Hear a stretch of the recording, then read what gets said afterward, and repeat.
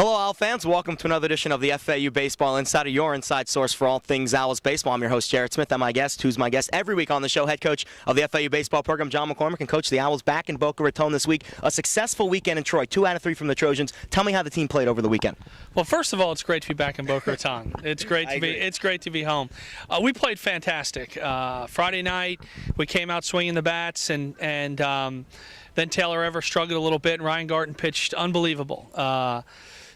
What did he go in the second, and then kind of ran it out to the ninth, and did a fantastic job, exactly what we needed. They tried to mount a couple comebacks, and he thwarted each and every one of them, and then we continued to score some runs and did a really nice job. Played excellent defense. Then on Saturday, what a game that was. That was a great college baseball game, and certainly happy we came out on top, but it was a great college baseball game. Seesaw back and forth, and their guy hits a home run in the top of the ninth. Bryant hits a home run in the top of the ninth to tie it, and then Nick Delguidice came in the top of the 11th, or the bottom of the ninth, Bryant did, and then in the top of the 11th, Delguidice did, and then Andy pitched in the bottom of the 11th and did a great job. So, we're really excited about that. Then you come into Sunday with the chance to sweep, and we certainly. We certainly had some opportunities.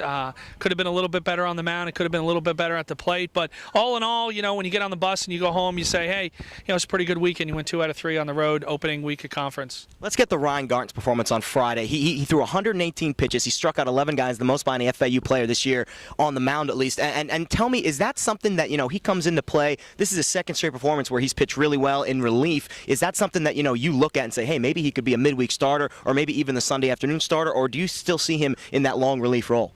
Well, right now he's going to stay in the long relief role, and there's no doubts that as you're driving home on that bus, you figure, oh man, if we put this guy in the weekend or Tuesday, it could really make us better. But at this point, he's too valuable where he's at.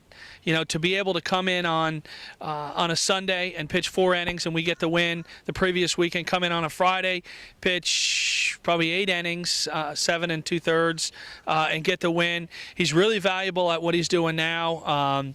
When we get some guys healthy, that might change. It might change. Maybe someone else can jump into what he's doing, and then he can go into the rotation. But right now he's going to stay where he's at. But it's really nice for us, that kind of ace in the hole, to have him down there. Nick Delguidice has been the hero so far over the last few games. He's on a 9-game hitting streak. He had that huge hit in Saturday's victory. His insertion into the lineup, he's really started to come on as of late. Do you think that he has really started to figure it out at the plate?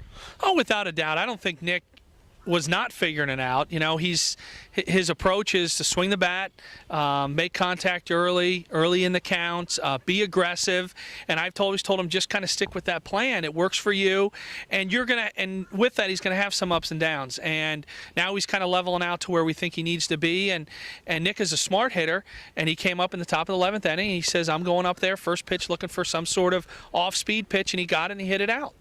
Now defensively, he's only made 2 errors at the shortstop position. Is that almost more important than what he's done at the plate? Without a doubt. The difference for this pitching staff is the defense. We played really, really well in the infield. We've turned a lot of double plays this year. Nick and Raymond Church work really well together in the middle, and that certainly helps us.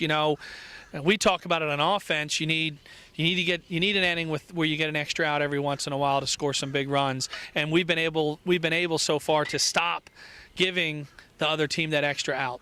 Let's flash forward to this week. Rutgers comes into town, a Tuesday-Wednesday game midweek. Rutgers scored 46 runs against FIU over the weekend. How do you expect to slow down that offense? I don't know. I don't know. They had played a good schedule up to that point. I know their record, I think they're 4-8 at this point. To go down to FIU and sweep them and score 46 runs in a 3-game series, we were kind of looking at the scores. You get the scores of all the Sun Belt teams on the road, and I was like, oh my God. But they're good. They're scrappy. They play hard. Coach Hill does a really good job with that club, and we've been playing for years and years and years, so there's some familiarity there. And every day when you play Rutgers, they're going to come and they're going to play hard and they're going to give you everything they got. Over the weekend, UALR comes to town. It's the Sun Belt home opening series Friday, Saturday, and Sunday. Trojans had a tough weekend, losing 3 to South Alabama. How do you keep that momentum going in the Sun Belt Conference? You're 2-1. You obviously want to just keep winning series. What's the keys to this weekend against the Trojans? Well, just like every weekend, we got to pitch well and timely hitting, play good defense, minimize their chances. I think the guys are excited that Sun Belt play has started, and you can attest to that. You were with us this weekend, and they understand that.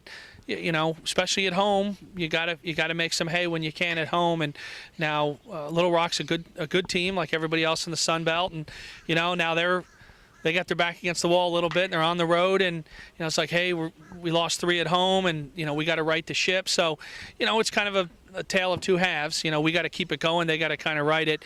But our guys are ready. You know, our guys are ready. You know, I think our rotation's pretty sound, and of course we've talked about the bullpen, and offensively, we've swung the bats very well over the last probably 6-7 games, and hopefully we'll get Eddie Cassidy in there full time at the DH spot, and give us a little bit more extra offense. All right, the baseball season continues in full swing. 2 games this week against Rutgers, Tuesday, Wednesday, then the weekend series Friday, Saturday, Sunday against UALR, and then 2 more home games next week against Cornell before the Owls hit the road for their second Sun Belt Road Series against Louisiana Lafayette next weekend. For my guest here on the FAU Baseball Insider, John McCormack. Oh yeah, we did forget NCAA tournament time. John and I are branching out. Coach, you had a chance to look at the bracket yesterday. What are your thoughts over on the tournament?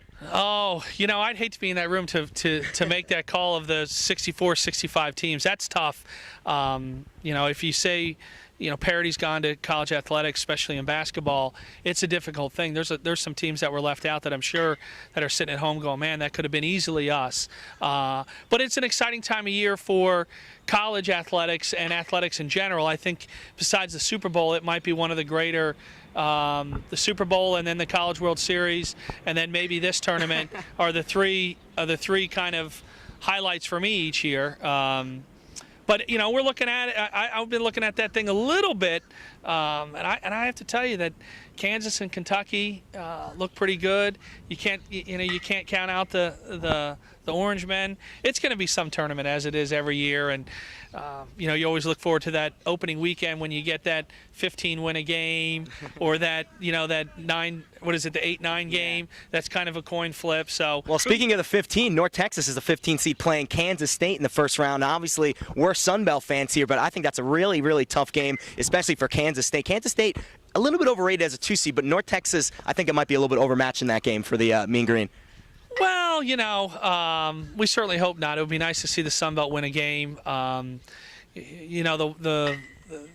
The thing that you always hope for is that maybe those 1 or 2 or 3 seeds are looking to the next game, and their guys kind of look at the bracket and say, oh, we play on Thursday and then on Saturday we're going to have to play so and so. So maybe you can kind of creep up on them, and I know that North Texas has some inside guys, so maybe they can out rebound them and put them in a tough spot. I'm going to put you on the spot right here. Who's your national champion? Who's your national runner-up? So championship game right now.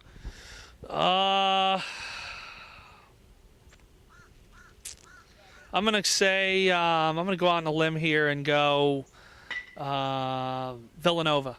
Villanova. So you heard it here first. The Wildcats, the 2010 NCAA men's basketball national champion, according to head coach John McCormack, for the second time today, signing off. We will see you at the ballpark this week.